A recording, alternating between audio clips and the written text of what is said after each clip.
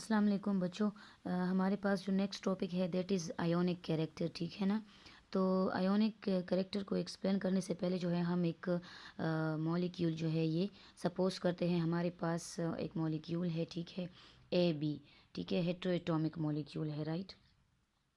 अब X A जो है रिप्रेजेंट करता है the electronegativity of atom A and X B represent the electronegativity of atom B, right.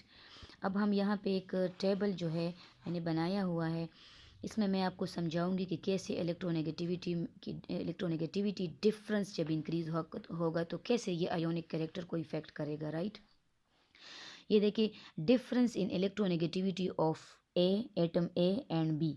अब देखिए ज़रा, अगर दोनों में इलेक्ट्रोनेगेटिविटी का डिफरेंस ज़ीरो होगा तो इसका मतलब है 100% जो ये मॉलिक्यूल है ये कोवेलेंट है और 0% आयोनिक है। लाइक जो आपके पास जो नॉन पोलर कंपाउंड्स होते हैं, ठीक है, नॉन पोलर मॉलिक्यूल या कंपाउंड्स। अच्छा, अगर दोनों में डिफरेंस जो है वो 0.4 होगा, इलेक्ट्रोनेगेटिविटी डिफरेंस अगर 0.4 होगा तो इसका मतलब है जो मॉलिक्यूल है वो 91% कोवेलेंट है और 9% आयोनिक है। फॉर एग्जांपल कार्बन हाइड्रोजन का बॉन्ड जो है, अगर इलेक्ट्रोनेगेटिविटी डिफरेंस जो है ये 0.9 है तो इसका मतलब है 85% कोवेलेंट कैरेक्टर है, 15% आयोनिक कैरेक्टर है। अगर डिफरेंस इलेक्ट्रोनेगेटिविटी का 1.4 है between the two bonded atoms तो इसका मतलब है 61% कोवेलेंट कैरेक्टर है, 39% आयोनिक कैरेक्टर है।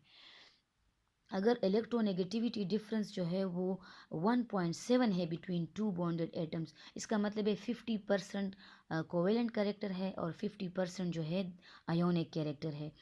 अगर इलेक्ट्रोनेगेटिविटी डिफरेंस जो है वो 2.4 है तो इसका मतलब है कि 25% कोवेलेंट कैरेक्टर है मॉलिक्यूल में और 75% आयोनिक है। अगर इलेक्ट्रोनेगेटिविटी डिफरेंस 2.8 होगा तो इट मीन्स 11% कोवेलेंट कैरेक्टर है, 89% आयोनिक कैरेक्टर है। अगर इलेक्ट्रोनेगेटिविटी डिफरेंस 3 होगा तो इट मीन्स कि 0% कोवेलेंट कैरेक्टर होगा, 100% आयोनिक कैरेक्टर होगा। तो टेबल में देखें, जैसे जैसे इलेक्ट्रोनेगेटिविटी डिफरेंस जो है ये इंक्रीज़ हो रहा है तो आयोनिक कैरेक्टर भी साथ में जो है इंक्रीज़ होता है।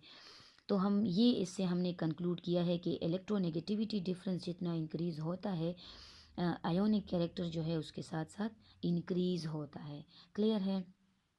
कंपाउंड में आयोनिक कैरेक्टर में इंक्रीज आता है with the increase in electronegativity, ठीक है। इलेक्ट्रोनेगेटिविटी का डिफरेंस जितना इंक्रीज होगा उतना आयोनिक कैरेक्टर भी इंक्रीज होगा, ठीक है ना।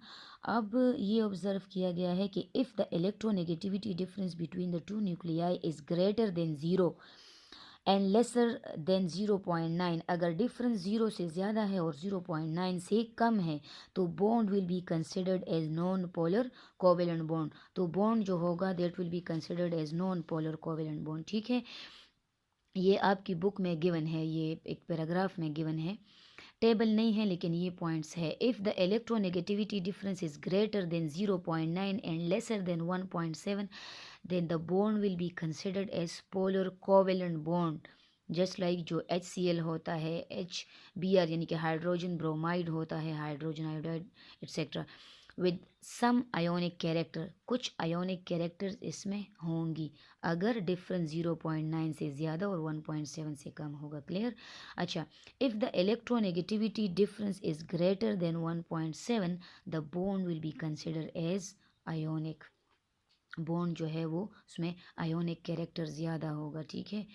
अब देखिए यहाँ पे पीरियोडिक टेबल में जब हम फ्रॉम लेफ़्ट टू राइट जो है मूव करते हैं तो हमारे पास इलेक्ट्रोनेगेटिविटी में इंक्रीज़ आता है। तो ये देखिए फ्लोरीन और हाइड्रोजन का बॉन्ड ज़्यादा पोलर है देन हाइड्रोजन एंड ऑक्सीजन, और ये हाइड्रोजन ऑक्सीजन का बॉन्ड ज़्यादा पोलर है than nitrogen and hydrogen. Nitrogen hydrogen का बॉन्ड ज़्यादा पोलर है देन कार्बन एंड हाइड्रोजन। तो फ्लोरीन सबसे ज़्यादा इलेक्ट्रोनेगेटिव है than oxygen than nitrogen and then nitrogen ज़्यादा इलेक्ट्रोनेगेटिव है देन कार्बन। तो from left to right periodic table में जो इलेक्ट्रोनेगेटिविटी है वो इंक्रीज़ होती है और फ्रॉम टॉप टू बॉटम जो है इलेक्ट्रोनेगेटिविटी जो है ये डिक्रीज़ होती है, ठीक है।